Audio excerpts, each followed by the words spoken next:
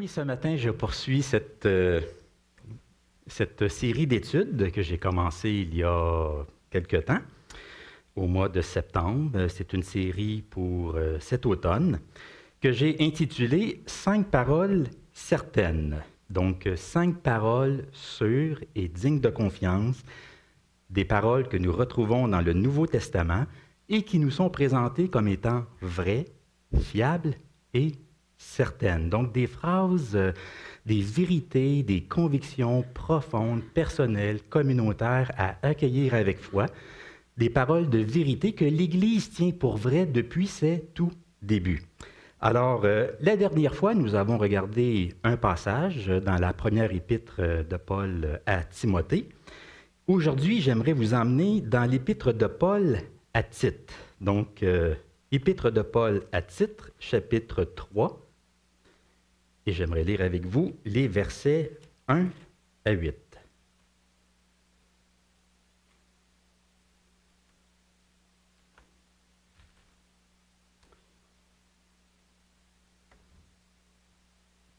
Alors, vous avez le texte juste ici. Alors, l'apôtre Paul écrit à Tite, « Rappelle-leur d'être soumis aux magistrats et aux autorités, d'obéir, d'être prêt à toute bonne œuvre, de ne médire de personne, d'être pacifique, modéré, plein de douceur envers tous les hommes.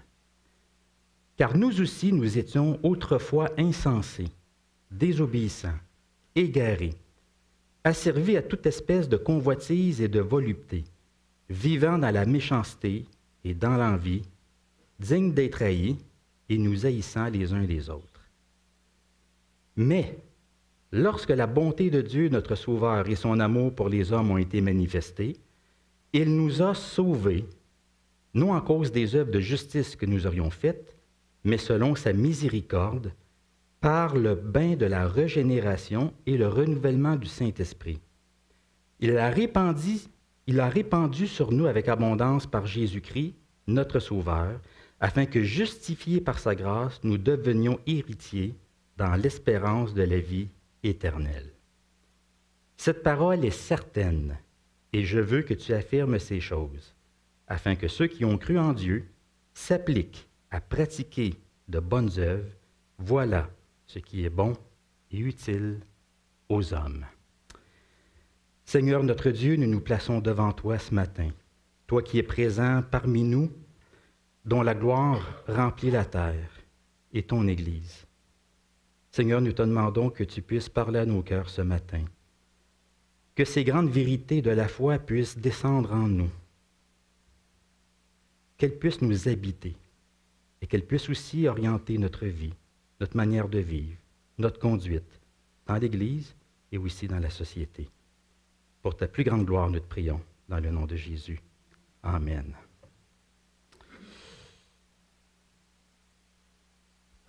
Alors, dans le texte d'aujourd'hui, nous retrouvons cette fameuse phrase, cette parole est certaine, au verset 8. Je l'ai souligné juste ici. Cette parole est certaine et je veux que tu affirmes ces choses. Alors, cette parole est certaine, comme je l'ai déjà mentionné, c'est une phrase que nous retrouvons à 5 reprises dans le Nouveau Testament. Et au moyen de cette expression ou de cette phrase, bien, Paul souligne quelque chose d'important à ne pas manquer. Vous savez, c'est un peu comme lorsque Jésus disait « en vérité, je vous le dis ». Quand Jésus disait cela, on savait qu'il était pour dire quelque chose qui méritait notre attention. Quelque chose de vraiment important. Alors, de la même façon, ici, quand l'apôtre Paul dit « cette parole est certaine », bien, ça signale que ce qu'il va dire ou ce qu'il vient de dire est d'une grande importance. Et je vous rappelle que cette expression-là, cette parole est certaine, elle n'apparaît que dans les épîtres pastorales. Les épîtres pastorales que sont 1 Timothée, 2 Timothée et l'épître à Tite. On les appelle les épîtres pastorales parce que ce sont des épîtres, des lettres qui sont adressées à des responsables d'Église, on pourrait dire à des pasteurs, donc à des compagnons de Paul, des collaborateurs de Paul. Ce ne sont pas des lettres qui sont adressées à des églises, à des communautés de foi, mais à des personnes qui ont la charge d'une Église, la charge d'une communauté, en l'occurrence Tite et Timothée. Paul leur écrit parce qu'il veut les encourager dans leur foi, mais aussi les conseiller dans leur ministère, parce que Tite et Timothée font face à de nombreux défis. Ils ne l'ont vraiment pas facile. Il y a différents obstacles qui se présentent à eux dans leur ministère. Alors Paul veut les encourager et les conseiller. Juste pour vous situer un petit peu, alors vous voyez la carte ici, hein, c'est une carte qui montre les différents voyages de l'apôtre Paul. Alors, Timothée se trouve à être en Asie mineure, ce qu'on appelait autrefois l'Asie mineure, qui est à peu près l'équivalent de la Turquie aujourd'hui.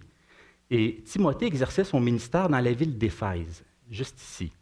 Alors que Tite, lui, se trouve sur une île grecque qui est juste ici, hein, qu'on appelle la Crète. Alors, il exerce son ministère à cet endroit-là, qui était une province romaine à cette époque-là. Alors, Paul, il est vers la fin de sa vie et il veut encourager Tite et Timothée dans leur ministère respectifs. Alors ici, il écrit à Tite, « Cette parole est certaine et je veux que tu affirmes ces choses. » Les choses dont il est question ici, ça renvoie à ce qui vient d'être dit, les grandes vérités que l'apôtre Paul vient d'énoncer, en particulier au verset 4 jusqu'au verset 7. Ce qui est certain, c'est ce que Dieu a fait et ce que Dieu a fait de nous. Hein? L'apôtre Paul parle au nous. Hein? Il s'inclut dans son propos. Hein?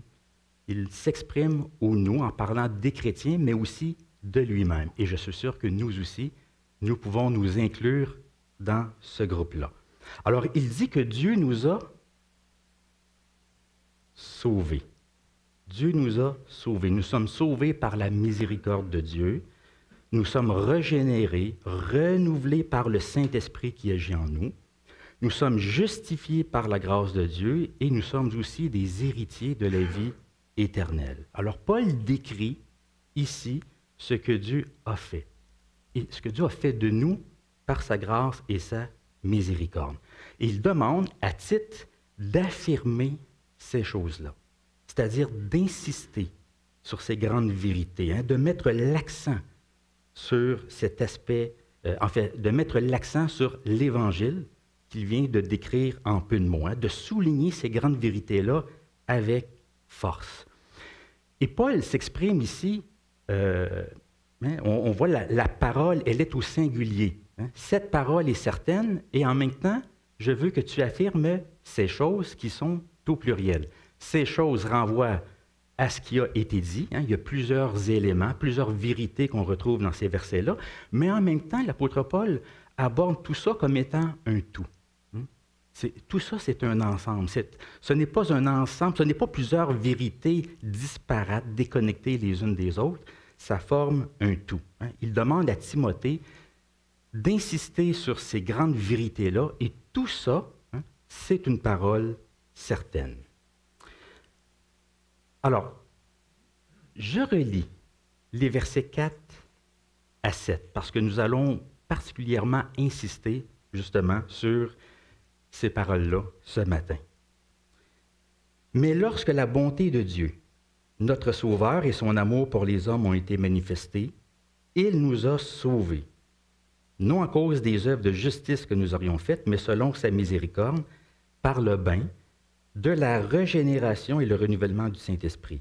Il l'a répandu sur nous avec abondance par Jésus-Christ, notre Sauveur, afin que, justifiés par sa grâce, nous devenions héritiers dans l'espérance de la vie éternelle. » Alors, puisque Paul nous demande d'insister sur ces choses-là, c'est ce que nous allons faire aussi ce matin.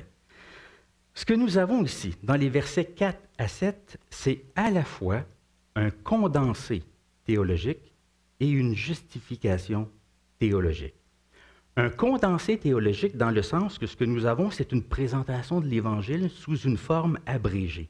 Hein? Ce que nous avons ici, c'est très riche, c'est très dense, beaucoup de choses sont dites en peu de mots, et d'ailleurs, il est fort possible que ce que nous avons ici que ce soit un fragment de liturgie ou un fragment de confession de foi de l'Église primitive. Vous vous rappelez, j'avais fait une série sur les différents hymnes, les différents cantiques que nous retrouvons dans le Nouveau Testament. Parfois, les auteurs bibliques vont citer des confessions de foi, des extraits de liturgie, on retrouve des doxologies. Tout ça, ça reflète un peu la vie des premiers chrétiens, de l'Église primitive. Alors, certains pensent que ce que nous avons ici, ça ne provient pas de l'apôtre Paul directement, mais quelque chose qu'il rapporte et qui était propagé comme étant une parole certaine. Donc, une vérité que l'Église tenait pour vraie à ce moment-là et que Paul rapporte ici pour une raison particulière. Et justement, donc, nous avons un condensé théologique, mais aussi une justification théologique. C'est-à-dire que c'est une manière de fonder un comportement éthique. Parce qu'il est question d'éthique. Ici, il est question de bonnes œuvres, de belles œuvres. Alors, si Paul rappelle ces grandes vérités-là, ce n'est pas juste pour faire de la belle et d'une grande théologie, hein, c'est pour fonder un certain comportement éthique. C'est que ces grandes vérités-là devraient inspirer notre conduite sociale, notre façon de nous comporter dans la société. Et c'est pour ça qu'il écrit au tout début, hein, « Rappelle-leur d'être soumis aux magistrats et aux autorités, d'obéir, d'être prêt à toute bonne œuvre, de ne médire de personne, d'être pacifique, modéré, plein de douceur envers tous les hommes. » On voit ici, là, il y a un appel qui est lancé à l'Église. Paul souhaite que Tite rappelle certaines choses à l'Église dont il avait la charge. Et c'est vraiment un encouragement à ce que j'avais appelé la dernière fois une vie de piété. La piété, c'est un thème important dans les épîtres pastorales. Et la piété, comme je vous avais expliqué, elle a à la fois une dimension religieuse et une dimension sociale. Ce n'est pas juste accomplir des actes religieux, mais c'est aussi une façon de vivre notre foi, de se comporter dans la société. Alors, nous avons un condensé de l'Évangile et qui devient, par la suite, une justification d'un certain comportement éthique. Alors, c'est une longue phrase que nous avons ici, à partir du verset 4 jusqu'au verset 7. Il y a 5 éléments à souligner. Il y a ce que Dieu a fait, quand il le fait, pourquoi il le fait, comment il le fait et dans quel but il le fait. Alors, juste pour vous aider un peu à comprendre la logique de Paul, j'ai placé ces versets-là de cette façon-là juste ici. Ça va nous aider à voir qu'il y a une proposition principale et il y a certaines propositions qui sont subordonnées aussi, donc qui dépendent de la proposition principale. La proposition principale, elle se trouve où? Elle se trouve au verset 5. Il nous a sauvés. Voilà ce que Dieu a fait. Il nous a sauvés. Tout se résume à cela.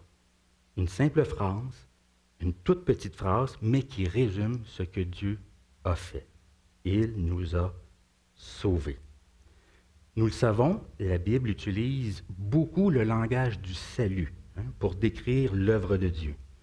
Dieu, c'est le Dieu qui sauve, qui libère, qui délivre, qui secourt, qui fait grâce, qui pardonne. Et d'ailleurs, juste avant, comment Dieu est-il décrit?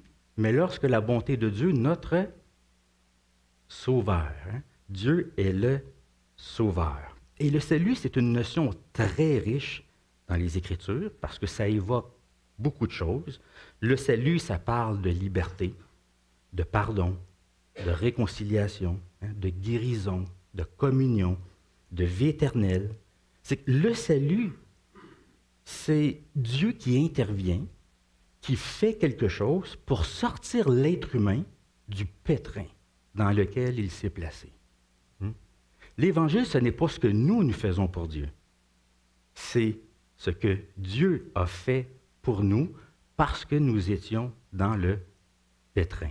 Nous étions en situation de rupture avec Dieu à cause du péché, qui est le problème fondamental de l'humanité, selon les Écritures. Alors Dieu a décidé d'intervenir, de faire quelque chose pour sauver l'être humain, le libérer, le délivrer, pour nous réconcilier avec lui, pour que nous puissions être de nouveau en paix avec lui, pour que nous soyons graciés et pardonnés. Et bien sûr, ce salut a eu lieu par qui? Par Jésus-Christ, par sa vie, sa mort et sa résurrection. Paul ne le mentionne pas ici, hein, il ne le précise pas, mais il le dit au chapitre précédent, dans l'épître de Tite. Hein, c'est au chapitre 2. Je vais vous lire les versets 11 à 14. Vous allez voir, c'est un passage qui ressemble beaucoup à celui que nous avons ici. Ça commence, car la grâce de Dieu, source de salut pour tous les hommes, a été manifestée. Elle nous enseigne à renoncer à l'impiété et aux convoitises mondaines et à vivre dans le siècle présent selon la sagesse, la justice et la piété. Encore une fois, hein, piété. En attendant la bienheureuse espérance, la manifestation de la gloire de notre grand Dieu et Sauveur Jésus-Christ. Et là, lui qui s'est donné lui-même pour nous, afin de nous racheter de toute iniquité et de se faire un peuple qui lui appartienne, purifié par lui et zélé pour les bonnes œuvres. Hein? Encore une fois, cette allusion aux bonnes œuvres. Alors, ce que Paul décrit ici, hein, c'est que oui, Dieu nous a sauvés, mais c'est par l'œuvre du Christ que cela a lieu, parce que le Christ s'est donné lui-même pour nous racheter hein, de toute iniquité. Juste avant de dire « il nous a sauvés », vous avez peut-être remarqué qu'il y a une proposition temporelle. Mais lorsque la bonté de Dieu, notre Sauveur, et son amour pour les hommes ont été manifestés. Qu'est-ce que ça veut dire? Ça veut dire que le salut de Dieu envers nous a eu lieu à un moment donné, quelque part dans le temps et dans l'histoire. La bonté de Dieu, son amour pour les hommes, ça a été manifesté à un certain moment donné. Donc, il y a eu une manifestation historique de la bonté et de l'amour de Dieu pour les hommes. Hein? C'est une proposition temporelle. C'est quelque chose qui a eu lieu quelque part dans le temps. Ce n'est pas quelque chose qui a lieu nécessairement dans le présent. Ce n'est pas quelque chose qui va avoir lieu dans l'avenir, du moins pas ici. Hein? C'est quelque chose qui s'est passé dans le temps à un certain moment donné. Et bien sûr, c'est au moment de la vie, de la mort et de la résurrection de Jésus. Alors nous avons ce que Dieu a fait, il nous a sauvés, et nous avons aussi quand il le fait. On pourrait même rajouter par qui il le fait, c'est par Jésus-Christ, il y a plus de 2000 ans. Donc ce que Dieu a fait et à quel moment, quand il le fait. J'aimerais souligner les deux termes que Paul emploie ici pour parler de Dieu. Il est question de la bonté de Dieu et de son amour pour les hommes. Ces deux termes-là que Paul emploie sont très, très, très significatifs. S'il parle de cela, s'il parle de bonté et d'amour, on pourrait traduire par générosité et bienveillance aussi, c'est pour une raison particulière. C'est très significatif parce que Paul utilise un terme très, très rare ici pour parler de l'amour de Dieu. Quel est le mot grec qui est le plus souvent employé pour parler de l'amour? C'est le mot agapé, qui veut dire l'amour, loyauté, l'amour engagement, l'amour qui se donne. Quand il est question de l'amour de Dieu, souvent dans les Écritures, on parle de l'amour agapé. Mais ce n'est pas ce mot qui est utilisé ici. Le mot que Paul utilise, c'est le mot grec philanthropia. Ça vous dit quelque chose? C'est ce qu'a donné le mot français philanthropie. La philanthropie, qu'est-ce que c'est? Philanthropia vient de deux mots grecs, philos pour ami ou amour, amitié, et anthropos pour homme ou humanité. Alors la philanthropie, c'est l'amour pour tous les hommes, l'amour de l'humanité. On sait ce que c'est donc un philanthrope. Il y a des gens qui œuvrent dans le domaine de la philanthropie. Un philanthrope, c'est un bienfaiteur. C'est une personne qui œuvre pour le bien des autres, qui se soucie d'eux, qui veut améliorer le sort de l'humanité de différentes façons. Alors, c'est ce mot que Paul utilise ici pour parler de l'amour de Dieu. Et c'est un mot rare parce que ce mot n'apparaît qu'à 2 endroits dans les Écritures. L'autre endroit, c'est dans le livre des Actes des Apôtres. À un certain moment donné, Paul a fait naufrage et il était sur une île. Il a été bien reçu par la population locale. C'était l'île de Malte. Je ne sais pas si on la voit ici. Oui, c'est juste ici. Alors, il a fait naufrage. Il a été recueilli par la population locale. Et c'est intéressant la façon dont Luc décrit comment il a été reçu, comment Paul a été reçu, lui et ses compagnons, par cette population-là. Il a dit, ces gens nous témoignèrent une bienveillance peu commune.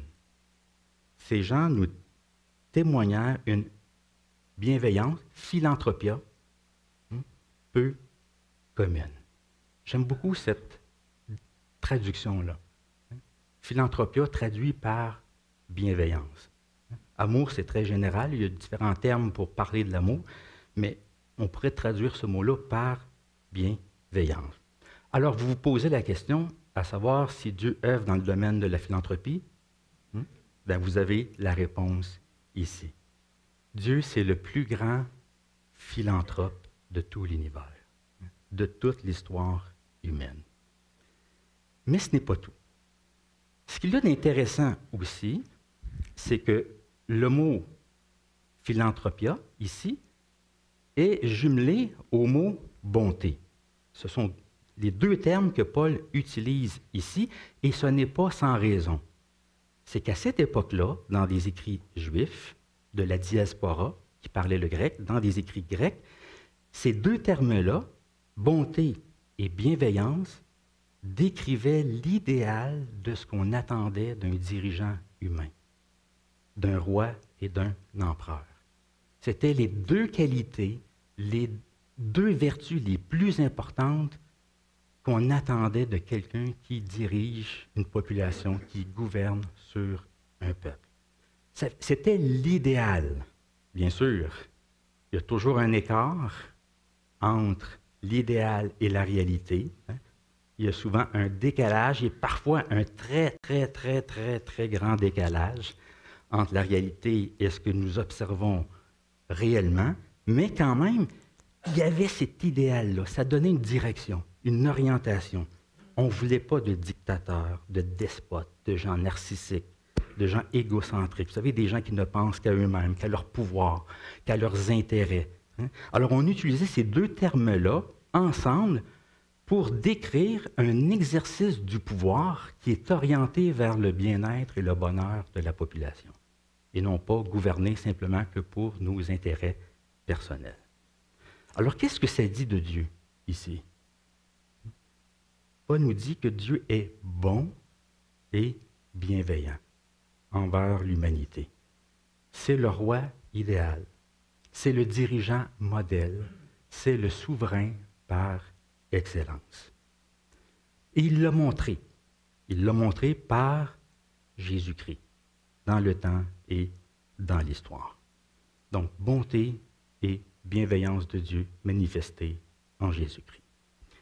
Ce que Dieu a fait, quand il le fait, et ensuite, il y a pourquoi il le fait. Pourquoi est-ce que Dieu nous a sauvés? Il nous a sauvés, non à cause des œuvres de justice que nous aurions faites, mais selon sa miséricorde.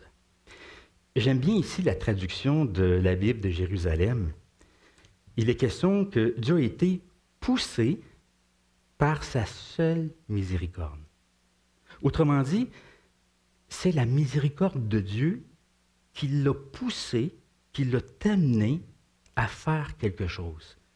Ce qui l'a amené à nous sauver, ce n'est pas ce qu'il a vu en nous, ce n'est pas ce qu'il a vu chez nous, c'est quelque chose qu'il y avait en Dieu.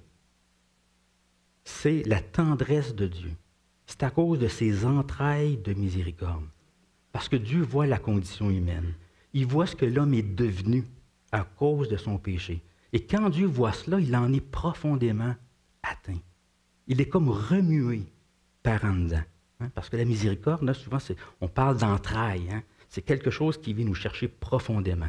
Alors Dieu ne demeure pas insensible à la condition humaine, à la misère humaine, à la souffrance humaine. Quand Dieu voit le malheureux, le misérable, l'affligé, ça vient le chercher, comme on dit. Il est comme remué par en dedans. Alors c'est la miséricorde de Dieu qui l'a amené à agir pour le bien-être de l'humanité, et ce n'est pas à cause de nos mérites personnels. Et ça va à l'encontre, nous le savons, de la logique humaine. Parce que nous, souvent, on se dit qu'il faut mériter la faveur de Dieu, il faut gagner ce que nous avons. Il y a un film que j'aime beaucoup, que je regarde à l'occasion, c'est le film Seabiscuit. Ça vous dit quelque chose? Ah, vous devez l'écouter si vous ne l'avez pas vu, là. C'est un de mes films préférés. Oui, c'est un film qui parle d'un petit cheval qui finalement réussit à vaincre un grand champion des courses de chevaux. Et enfin, il y a vraiment beaucoup de belles choses dans ce film-là. Alors, une espèce de David contre Goliath, vous savez. Alors, je ne vous raconte pas le film, mais juste vous dire, au tout début, en fait, vers le début du film, on voit un couple qui regarde leur fils faire du cheval. Et le père aimerait pouvoir acheter un cheval à son fils. Mais sa femme a quelques hésitations. Et il lui dit, ben, pourquoi pas? Et là, sa femme lui dit, il n'a que 16 ans. Et lui de répondre, et alors? Et sa femme lui dit, il doit le mériter. Il doit le mériter. Ça, c'est la logique humaine. Et jusqu'à un certain point, je peux comprendre pourquoi elle dit cela, parce que nous, en tant qu'humains, nous aimons récompenser les bons comportements. N'est-ce pas? C'est une forme de behaviorisme. On aime récompenser les bons comportements. Mais il faut faire attention pour ne pas transposer ça dans notre relation avec Dieu. Dieu, lui, avant de nous sauver, il ne s'est pas dit « ils doivent le mériter ». Dieu ne s'est pas dit « je voudrais bien sauver Sylvain », mais il doit d'abord le mériter. Je voudrais bien sauver Noël, mais il faut d'abord qu'il mérite. Vous comprenez? Dieu ne s'est pas dit ça. Dieu nous a vus, Dieu nous a regardés, il a regardé l'humanité, et il en a été profondément touché. Et donc, poussé par sa seule miséricorde, il a fait quelque chose. Toute l'histoire du salut, l'histoire de la Bible, c'est l'histoire du salut, c'est l'histoire de la rédemption, mais c'est une histoire de bonté, de miséricorde, de grâce. C'est l'histoire de la philanthropie divine, on pourrait dire. C'est toute l'histoire de la miséricorde de Dieu qui s'est manifestée en Jésus-Christ et pour nous. Ce que Dieu a fait, quand il le fait, pourquoi il le fait, et ensuite, qu'est-ce que nous avons? Comment il le fait? Par le bain de la régénération et le renouvellement du Saint-Esprit, Saint-Esprit que Dieu a répandu sur nous avec abondance par Jésus-Christ, notre Sauveur. C'est par son Esprit que Dieu a agi. L'Esprit Saint nous a régénérés et renouvelés. Deux autres mots importants ici, régénération et renouvellement. La régénération, c'est la renaissance. C'est la vie nouvelle, ce que nous souvent on appelle la nouvelle naissance. C'est Dieu qui nous redonne vie. C'est une forme de résurrection intérieure. Nous étions morts spirituellement, Dieu nous ramène à la vie par son esprit. On pourrait dire, si je fais une petite comparaison, bien imparfaite, mais quand même, on pourrait dire que c'est une forme de printemps intérieur. Vous savez, le printemps, qu'est-ce que c'est? C'est la renaissance de la végétation. les fleurs, les vivaces, le feuillage dans les arbres. Hein. C'est la nature, on dirait, qui se met à revivre. Hein. C'est ça le printemps, la renaissance de la végétation. Mais on pourrait dire qu'à l'intérieur de nous, il y a comme un printemps aussi. Hein. Il y a une renaissance qui se fait. Et le renouvellement, ça évoque la transformation, la rénovation intérieure. Et ça, c'est pas moi qui le dis. Hein? Dans certaines traductions bibliques, c'est le terme qu'on utilise. Par exemple, dans la Bible Tom, même dans la Bible de Jérusalem, on va traduire hein, par le bain de la nouvelle naissance et de la rénovation que produit l'Esprit Saint. Renouveler, transformer, rénover. Hein, vous comprenez l'idée? Vous connaissez l'émission « On va nous rénover ». Vous savez, il y a un designer dans cette émission-là que Annie et moi, on trouve très, très bon. Daniel Corbin. Et c'est quand même étonnant ce qu'il réussit à faire. On le trouve très ingénieux. Il fait vraiment de belles choses. Et souvent, c'est qu'il va transformer une pièce, il va transformer une maison. Et hein, il y a le avant, il y a le après. Hein, puis des fois, on dirait qu'on ne reconnaît pas la maison. En fait, c'est la même maison, mais ce n'est pas la même en même temps. Elle a été transformée, elle a été changée, rénovée. L'Esprit Saint, lui, est encore meilleur que Daniel Corbin. Hein? Il agit en nous pour nous changer, nous transformer, hein? Nous rénover. Vous savez, Jésus, dans l'Apocalypse, il dit « Voici, je fais toutes choses nouvelles ». Ou on pourrait traduire « Je renouvelle toutes choses ». Et Paul dit que nous sommes une nouvelle création. Donc, cette nouvelle création-là, elle a déjà commencé. Elle a commencé en nous, au sein de la création présente, au sein de la création ancienne. Donc, c'est l'Esprit Saint qui nous donne la vie, qui nous ramène à la vie, qui nous change, qui nous transforme. Et finalement, dans quel but?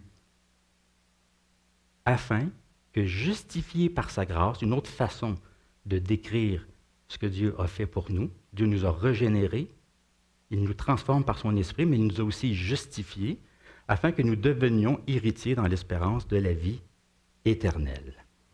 Donc Dieu a agi pour faire de nous des héritiers. Autrement dit, c'est pour nous donner un avenir et une espérance. Vous connaissez cette parole dans l'Ancien Testament, « Je connais les projets que j'ai formés sur vous, hein? Non pas des projets de malheur, mais des projets de paix, hein, pour vous. » Mais c'est un peu la même chose ici. Dieu a fait des projets de paix, des projets de bonheur pour nous. C'est pour nous donner, il a fait tout ça, c'est pour nous donner un avenir, nous donner une espérance. On pourrait dire que Dieu nous a écrit dans son testament. Nous sommes des héritiers de Dieu.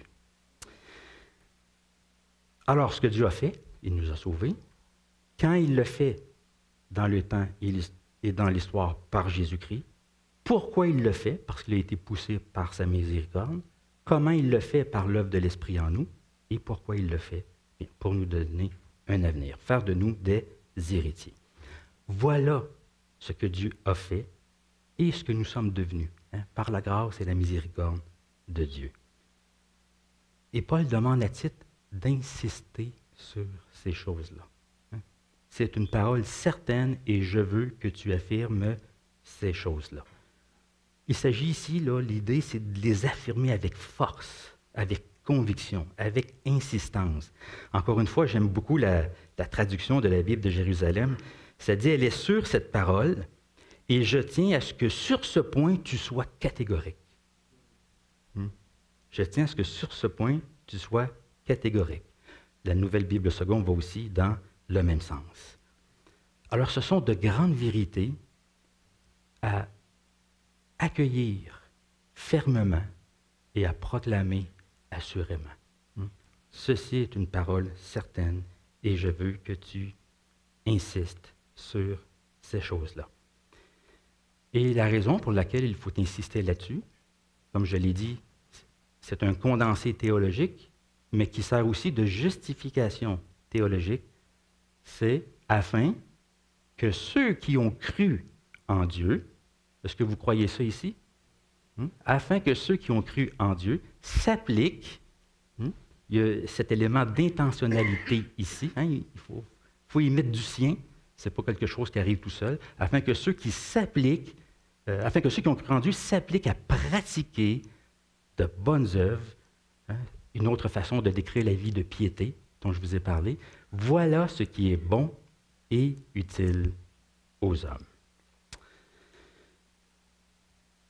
Je pense que nous pouvons rendre grâce à Dieu. Rendre grâce à Dieu pour ce qu'il a fait. Ce qu'il a fait pour nous et ce qu'il a fait en nous. Lorsque nous regardons à la croix, nous voyons ce que Dieu a fait pour nous.